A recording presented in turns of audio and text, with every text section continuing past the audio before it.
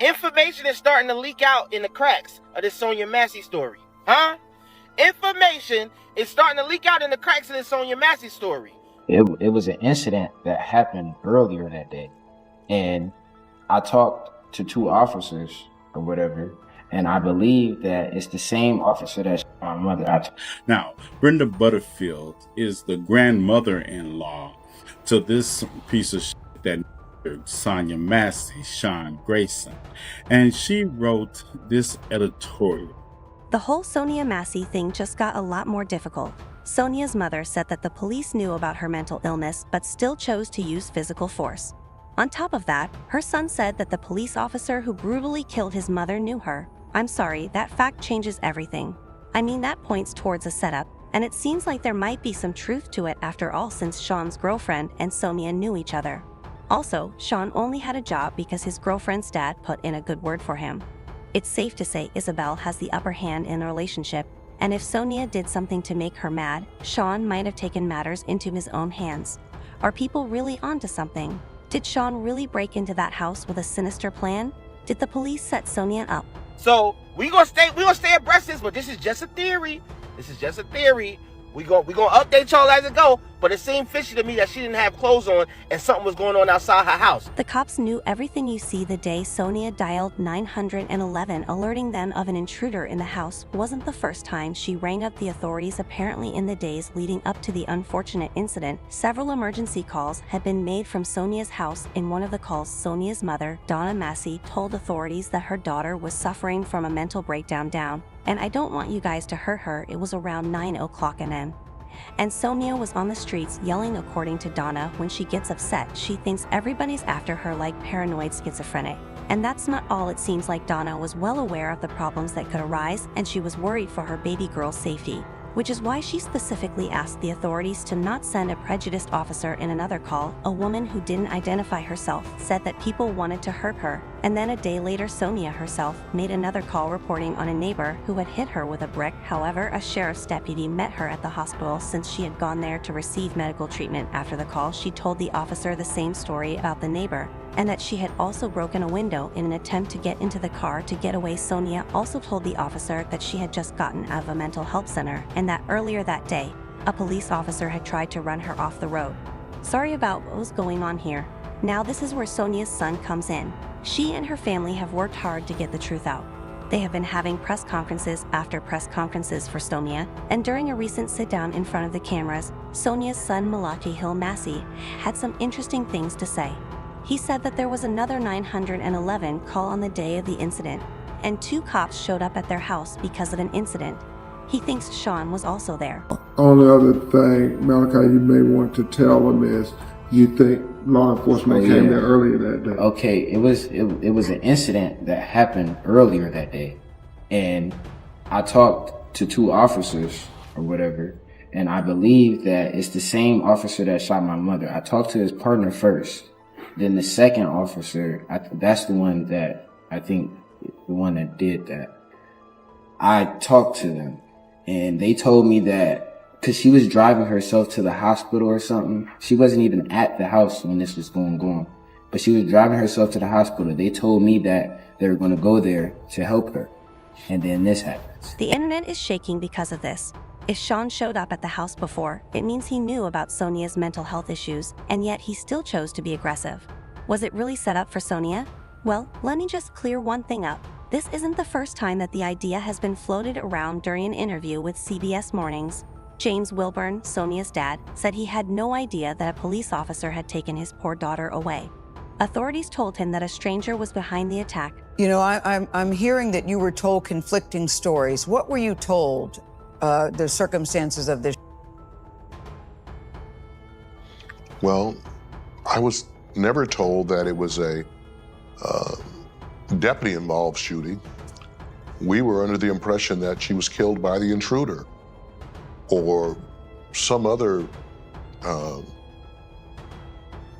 person from the street or something, and they just went in there and found her dead body. I did not find out that the deputies killed her until my brother asked for Sonya's address, and I gave it to him, and he said, brother, this says deputies involved. And I'm like, what are you talking about? There was even a story of Sonya doing this to herself, but in the end, it was the body camera video that brought everything to light. Wrenching thing that we've ever seen in our lives, but if it were not for the body cam footage, we would not have known that this occurred. Sonya's dad also talked about her daughter having some kind of idea about what was about to happen. She had said to the officer, "I rebuke you in the name of Jesus," which seemed to set him off. What do you think she meant? What does that mean? What was going on that you think that she would say those words to him? I think that she feared for her life. There was some premonition that she had. And it seems like he was just an emissary of Satan. And you know, speaking of the body cam video, Sean had turned off his body cam during the interaction. It was his partner's body cam footage that ended up revealing the truth. So did Sean turn it off because he had already planned everything out? Was he trying to cover up his tracks? Was it not a random, senseless act of violence as we've been led to believe? So far, well, it does look like it according to the information that has come to light. So far, one person noted that's why he called her a crazy big word. He already knew her from the day before. If you think that's a stretch, wait till you find out about the hidden link between Sonya and Sean's girlfriend. Sean's girlfriend knew Sonya. Yep, you heard that right. Sean's girlfriend, well, scratch that, is Isabel Butterfield. Apparently, she was meant to exchange vows with Grayson in October this year, but with the way things turned out, she'd be putting that on hold anyway. According to people on the ground, she ran into Sonya at the mental health treatment center she used to go to, and guess who else had a job there? It was none other than Isabel Butterfield. I started doing some digging and I realized y'all said that Sonya had on a hospital bracelet. I looked up the closest place where she could have got medical care to her house, an 8-minute drive away, and guess where we ended up at? Capital Community Health Center. And this is where the ideas start coming in. You see, Sonya had her hospital tag on when she passed away, and so a lot of folks think that before the incident she was at the health center getting treated, but something went down between Isabel and Sonya, which led Sonya to rush home. Could it possibly be that the police actually, especially Sean Grayson, who I'm talking about, actually caused the situation in the backyard, and then they took the call? Which is why she didn't even have a chance to get clothes on. Because if I heard something in the driveway, wouldn't you automatically get dressed and at least try to be prepared just in case they try to come in the house? A lot of people seem to think that there's definitely something exciting about the situation. One person commented, "You may be onto something," because he was determined to get into her house, and he had such a negative attitude towards her. As soon as she opened the door, she said, "Don't hurt me." Meanwhile, another person commented, "Why was she on the phone with 911 dispatch the whole time till Grayson told her to put the phone down?" Then she requested her Bible. She knew he was there to hurt her. Now it's all in the air. But people feel like the authorities need to look into the average response time in the area and then seize response time on the day of the incident. But if it turns out that all of this was planned, does that mean his partner was involved as well? Whatever the case, it's only adding to the suspicion around Sean Grayson. And one thing that had folks fuming was his shady employment history. You see, after Sean Grayson's name ended up in the headlines, a lot of folks were naturally interested in digging up everything about him, and you won't believe what they found. Apparently, when Sean first applied to be a police officer, they didn't just hire him because they thought he'd be good at his job. No, they hired him because he had a reference from his girlfriend's father. Wisha managed to get their hands on Grayson's personnel files through the Freedom of Information Act, and the beneficiary designation along with his emergency contact information part caught people's attention. He put down the name of his girlfriend, and on the references for hiring he put down the name of her father, aka his father-in-law Scott Butterfield, who was a former sheriff's officer. According to a Facebook post by the Sangamon County Sheriff's Office, Scott turned in his badge after 30 years of service in 2020. But it looks like his word still carries weight because Sean was able to land a job because of him. Heck, how could they not hire Sean when he wrote such a 5-star review about him later? Westwood, who investigated Grayson, said, "Mr. Butterfield told me that Mr. Grayson is currently dating his daughter." Mr. Butterfield sees Mr. Grayson as a mellow, non-confrontational person who has good communication skills. Mr. Butterfield highly recommends Mr. Grayson for employment with the Sangamon County Sheriff's Office, while Sangamon County Sheriff Jack Campbell said Grayson's personnel file includes references from people I know well. So the question here is, did everyone choose to ignore the warning signs just because Grayson had a reference from someone credible? Because you see, the warning signs were there. Sean worked at 5 different law enforcement agencies because he became a cop at the Sangamon County Sheriff's Office. That's 6 different police departments between 2020 and 204. And get this, he also had 2 drunk and driving convictions within a year on his record. In fact, one of these convictions was the reason why he was prematurely discharged from the Army. So you're telling me the Army thought that this dude wasn't competent enough to do his job, but the police force did a psychological evaluation of Sean from May 31st, 2023, concluded he was fit to serve, but they did write this in the report. He knows he can move too fast at times. He needs to slow down to make good decisions. He was told to take high-stress classes, but guess what? Sean never showed up. And what's even more ridiculous is that Sheriff Campbell said he wasn't aware of any issues at Sean's previous workplaces. However, the records obtained by WSHA tell a different story. Apparently, according to the files, Sean was investigated not once but twice for his behavior while he was at the Logan County Sheriff's Office. Heck, his supervisor even wrote about Sean disobeying directions during a high-speed chase. We're at the end of 2nd Street. She's taking a right. Are you pursuing? I'm about to terminate. She's flying up 121 right now. Despite the orders to end the chase, Grayson kept going, and to make sure he didn't get caught, he turned off the sirens and the lights. That choice came to bite him back because he slammed the car into a deer. Until he hit a deer. Well, I'll definitely be terminated because a buck just smacked the side of my driver's side door. Did you violate a direct order Yes. from a supervisor about termination? Yes, I did. Grayson was. Of course, Grayson was questioned by his superiors about the event. Do you agree, before we conclude this, that there is a mountain of policy violations that you committed? 7 months on, how are you still employed by us?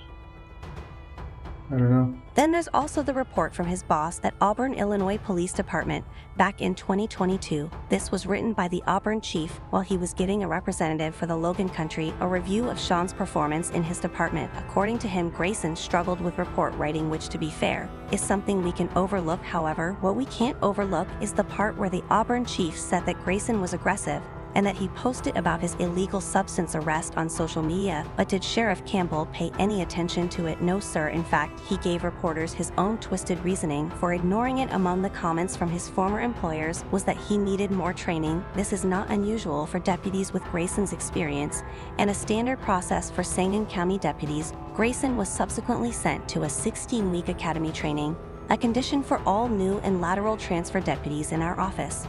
He also said a DUI does not disqualify a potential candidate and that Grayson's questionable employment history didn't raise any red flags, but instead showed his admirable desire to advance to bigger and more structured departments.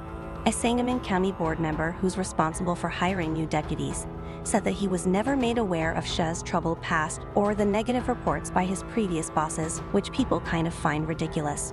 Just how is the cops doing business? I would never bring on someone that had that troubled past or that record. So yeah, there's a lot of questions to be asked here. Why did everyone around Grayson trust him so blindly? Why did his father-in-law back him? And since they did all that, are they to blame for his acts as well? But that's hardly the worst of it. Grandmother-in-law to the rescue with Sean being villainized by the public. His grandmother-in-law came out of hiding to defend him. She wrote an op with the title, "Does anyone care about Sean Grayson's family or what horrifying reality they are dealing with?" And if that had you raising your eyebrows, you're not ready to hear what she actually wrote. She starts off writing first to the protesters, "What are you protesting? Sean is in jail. Charges are filed, trial date to be set, and punishment to be applied. Sean is not going anywhere, so please knock off wearing out your sweat glands. So please take your signs and go home and just be humans, not the amusement or disgust to the public." Of course, people who read the OPAD were pissed. They felt like Butterfield was missing the entire point. People were protesting why Sean was on the force in the first place, even after his history. It's not just about him. It's the fact that he highlights a deeper systemic problem within the police force that needs to be addressed. And then there's also the fact that he took a life even if he is placed in handcuffs, which doesn't erase the loss of life. Nothing like a weak-ass bitch and their hypocrisy in their white privilege. Like you could just tell somebody that's protesting to go home. See, we're not only protesting that your weak-ass grandson-in-law Sonya Massey. We're protesting the fact that why was his weak ass on a police force in the first place after having 4 years and 6 jobs under his belt, not to mention the 2 the 2 DUI convictions. You knew about that, right? Yeah, you knew about that. That's also part of this protest. He shouldn't have been there in the first place to kill an unarmed black woman.